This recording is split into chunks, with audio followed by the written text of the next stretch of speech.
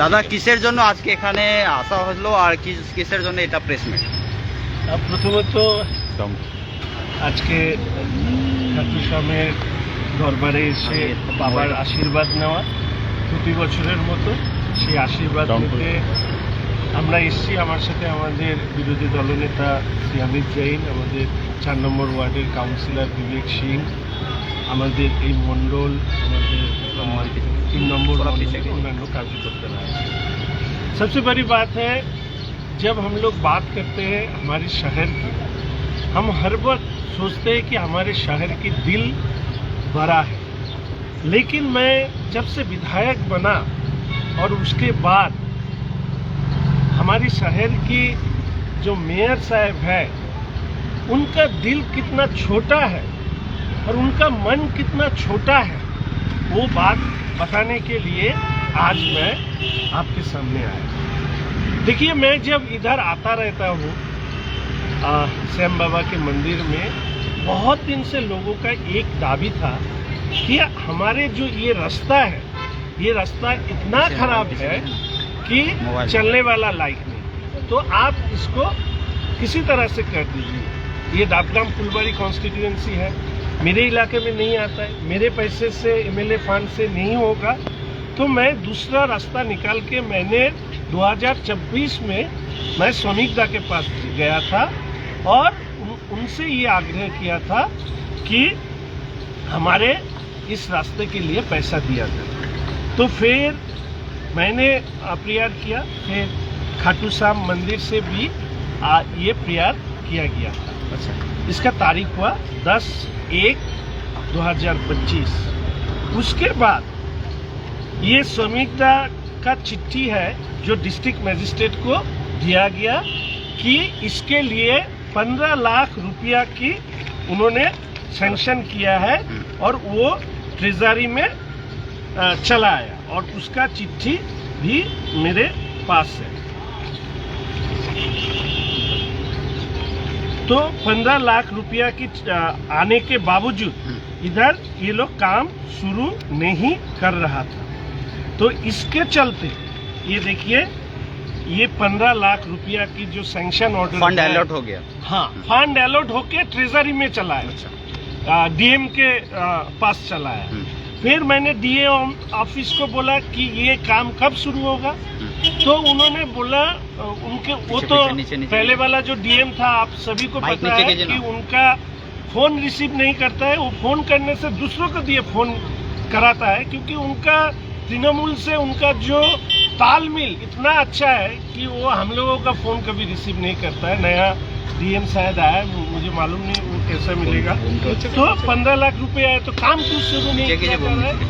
तो उसके बाद मैं डीएम ऑफिस से मालूम चला कि वेटेड एस्टिमेट के लिए बोला गया है कॉरपोरेशन को, लेकिन कॉरपोरेशन वो वेटेड एस्टिमेट नहीं किया। अच्छा, जब ये फंड एलोकेट हुआ, और आप जानते हैं खाटू श्याम बाबा की एक अपनी जगह है भक्त के अंदर, तो हमारे मेयर साहब और कॉरपोरेशन उसके बाद ये काम करने के लिए उन्होंने खुद बोर्ड मीटिंग में पास करा के इधर टेंडर किया। इसका मतलब क्या हुआ, जब 15 लाख रुपया जब तक नहीं आए थे, जब तक वो पैसा नहीं आए थे, इस काम के बारे में हमारा मेयर साहब का रुचि नहीं था। जब मैं पैसा लाया तब उन्होंने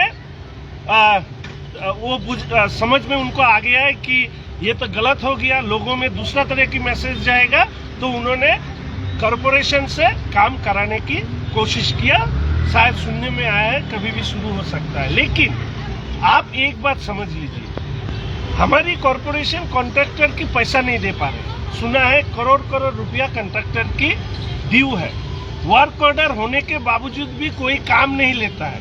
तो इसमें 15 लाख रुपया दूसरा जगह भी मेयर साहब खर्चा कर सकते थे, या हमारे समीक्षा के पास एक लेटर देके दूसरा काम के लिए भी रिक्वेस्ट कर सकते थे। इसको रिटर्न कर देना शहर की उन्नयन के लिए कितना हितकारक है।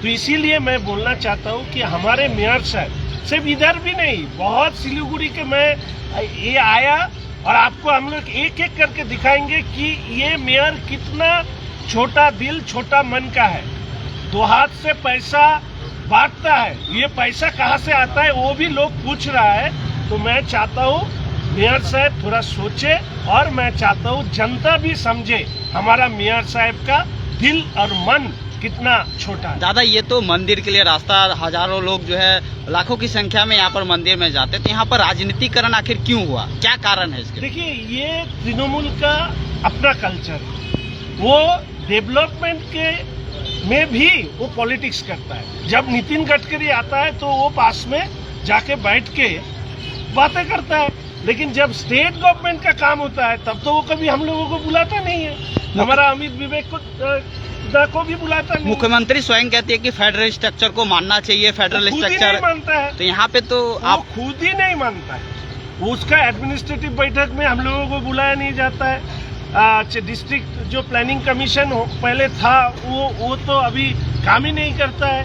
और खुद ये गौतम देव माननीय मेयर साहब, ये तो बहुत छोटा है, खुद मेयर, खुद हमारे चीफ मिनिस्टर, वो खुद ही फेडरल स्ट्रक्चर को सम्मान नहीं देता है। जब मैं उनको हाथ में चिट्ठी दिया स्पीकर साहब के द्वारा असेंबली के अंदर, फिर भी उन्होंने उस चिट्ठी को स्वीकार करते हुए भी एक लेटर नहीं। आज जो प्रेस को मैसेज आया, यहाँ पर मंत्री और मेयर आएंगे और फाउंडेशन स्टोन इस रास्ता के लिए देंगे, तो क्या यहाँ के जो स्थानीय विधायक है उनको आमंत्रित किया गया फेडरल स्ट्रक्चर के तहत? नहीं, मैं शिकायती को ये पता भी नहीं है। आमंत्रण किसी भी प्रोग्राम में आमंत्रण नहीं किया जाता है। आप खुद समझो, इस रास्ते का जब पैसा सैंक्शन होने के बाद जो कॉरपोरेशन लौटा देता है, उसका दिल क्या इतना बड़ा होगा कि लीडर ऑफ अपोजिशन हो, हमारे इस इलाके की जो एमएलए सिखा दी है उनको बुलाएगा? नहीं बुलाएगा। इनका दिल ही इतना छोटा है और उन्नयन भी छोटा पड़। दादा, आप तो जनता द्वारा चुने हुए एमएलए है, तो क्या लगता है आपका एमएलए जो आप बने हुए हैं, आपका पद का यहाँ पर वैल्यू नहीं दिया जा रहा? देखिए, सहयोग वो चाहते तो ये उपयोग कर सकते हैं, क्योंकि हम लोग एमएलए है, बीजेपी से हम लोग लड़े हैं और सेंट्रल में बीजेपी है, तो सिलीगुड़ी के डेवलपमेंट में वो हमारी सहयोग लेते तो वो बहुत अच्छा होता।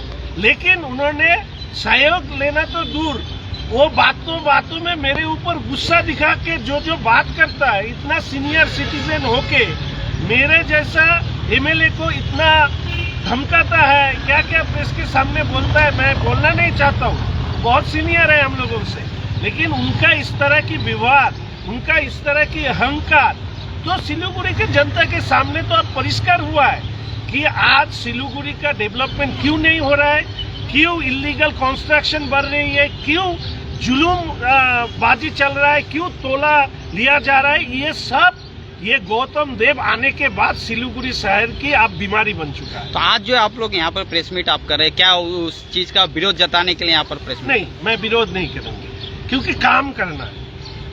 हमारे बात मैं जनता को बोल दिया।